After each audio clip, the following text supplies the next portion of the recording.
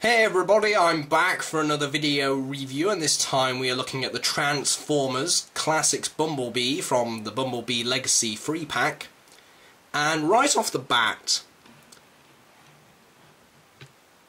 I will say that the Classics Bumblebee figure is a good figure. I highly recommend the Classics Bumblebee. And I like the idea of it being in the movie style colours, with the black and the yellow and the blue. However, in terms of quality, this figure doesn't really pull it off very well. There's a few smudge marks here and there, as you can see here with the jet ski. I don't know what the guy thought when he was painting that.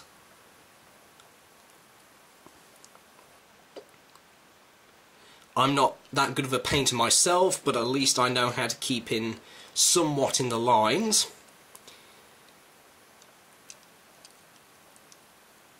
And yeah, it's a nice figure, but the quality on this figure compared to the original version has just kind of been forgotten about. They haven't really taken their time making this figure, which could have been an awesome redesign and repaint if they just put the effort and the quality that they did with this one. So yeah, he still has the Autobot rub symbol, which is very active because of the heat of these two lamps here. I'm sweating like hell at the moment. And Bumblebee does roll very well.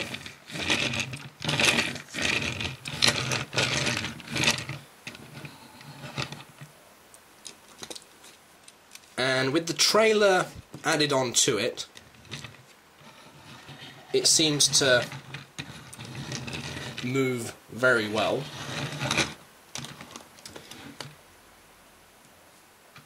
But I don't know, I tend to look at my figures on a shelf constantly every day, and when I look at these two figures, I draw my eye more to this figure than I do this figure. And I do not know why. Maybe because this figure is better quality, or maybe it's the fact that I've got so used to this Bumblebee that I'm used to looking at this more than that. But anyway, looking at the differences in the trailer, you can see that they've focused on not highlighting the actual trailer itself and decided to bland it out with the yellow, so it looks more natural when it's in robot mode. However, with the jet ski, the quality on that has seriously been weakened. I mean, this piece here is seriously weak. This pops off constantly. This piece here is really stiff on this version.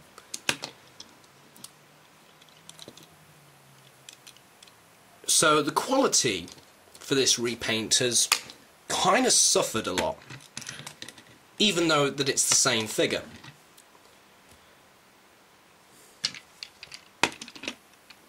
So yeah, that's kind of a downer for the figure. But anyway, let's take these figures away and let's have a look at the robot modes.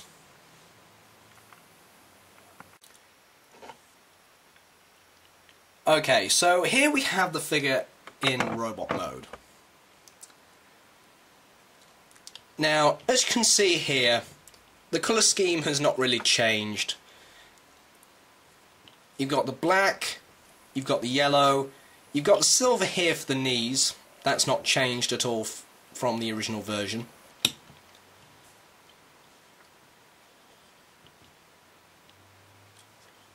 The translucent blue does actually stand out a lot more on this figure,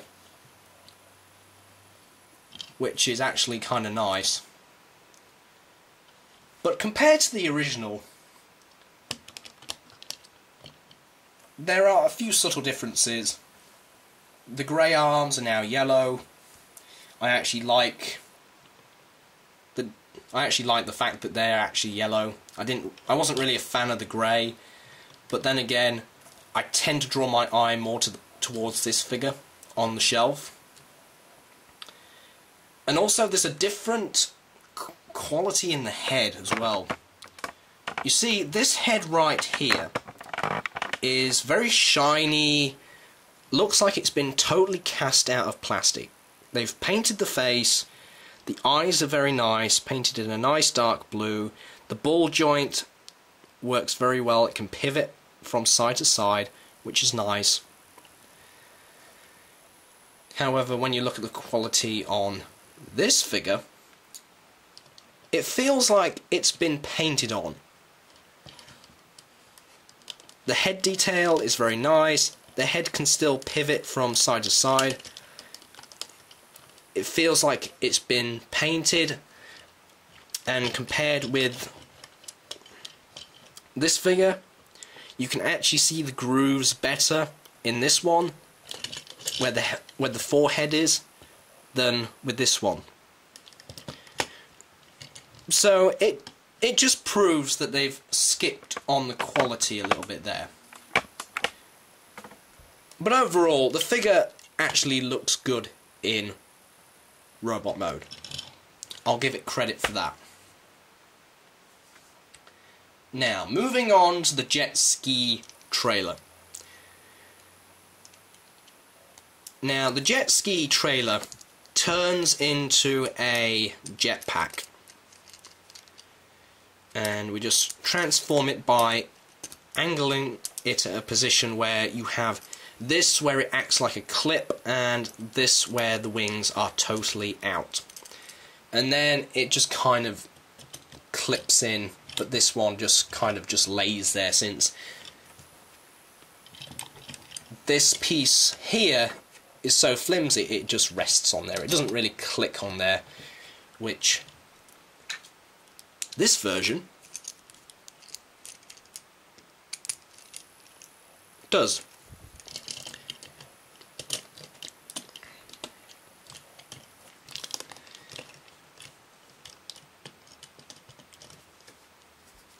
And again, I don't know what it is. I tend to draw my eye more towards that one than I do this one. When I was looking at the pictures online, I loved the colour scheme. But I don't know why.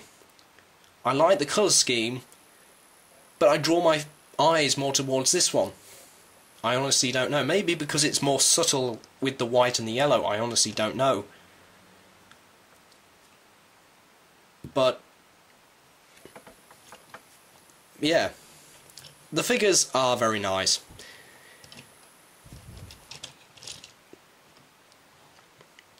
But Bumblebee, as we all know, the classics Bumblebee has no weapons. Now, there are several ways of getting round that. You can either give him guns from from a different toy. These are the 1974 Camaro Bumblebees guns, and they actually do fit in the hands kind of well, especially with the classics Bumblebee. And he does actually look cool with those guns. Or you can actually do something with the jetpack itself and turn it either into a claw weapon, which just pegs in right there. But again, the problem is with this figure, this piece here is so weak that it doesn't actually clip on that well. So that's kind of a fail. There's also another thing you can do with it, which is just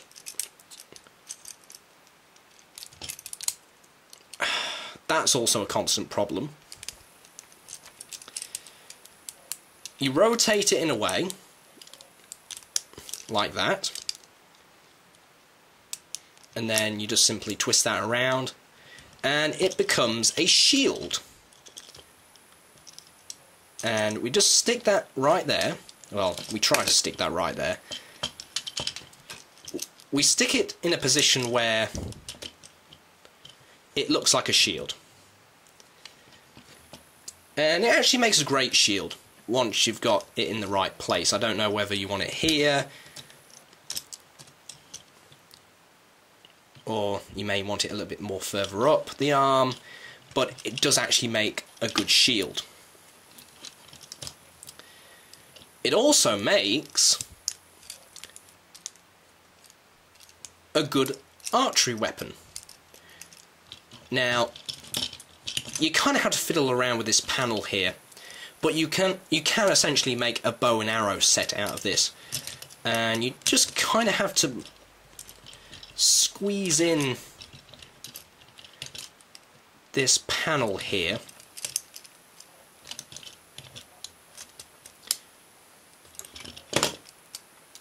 to kind of make it sit in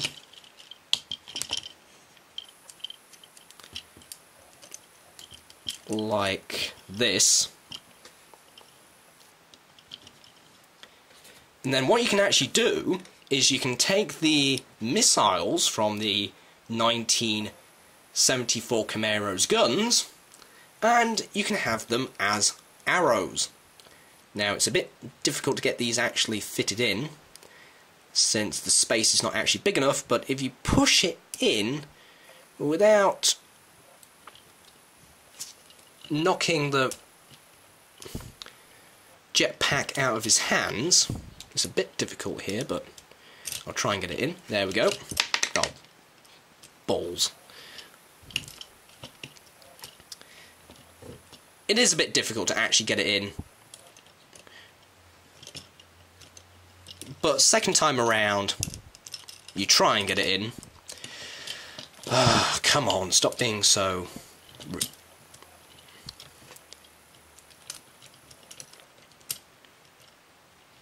flipping typical. Have to do it to me while I'm on camera, don't you? Anyway, you fit it in between the arm and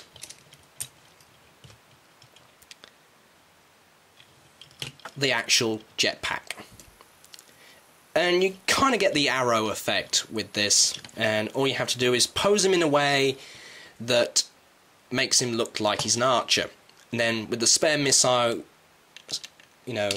missile, you just stick it in the back there and he looks like he's got a bow and arrow set. So essentially you can have different combinations with Classics Bumblebee if you just really think about it. And I actually do like the Archer mode. The Archer mode is a very good little mode you can come up with. Makes the actual jetpack an actual weapon Bumblebee can use. Do I recommend this figure? I recommend the free pack. I wouldn't recommend this figure as an individual toy, as a repaint. If you were going to get the Classics Bumblebee, I would recommend this Bumblebee. But if you like the colours and you're not really bothered about quality control issues, then you might as well go with that one. But in my opinion, the best purchase you can actually make for Classics Bumblebee is this version. So anyway, I will see you guys later.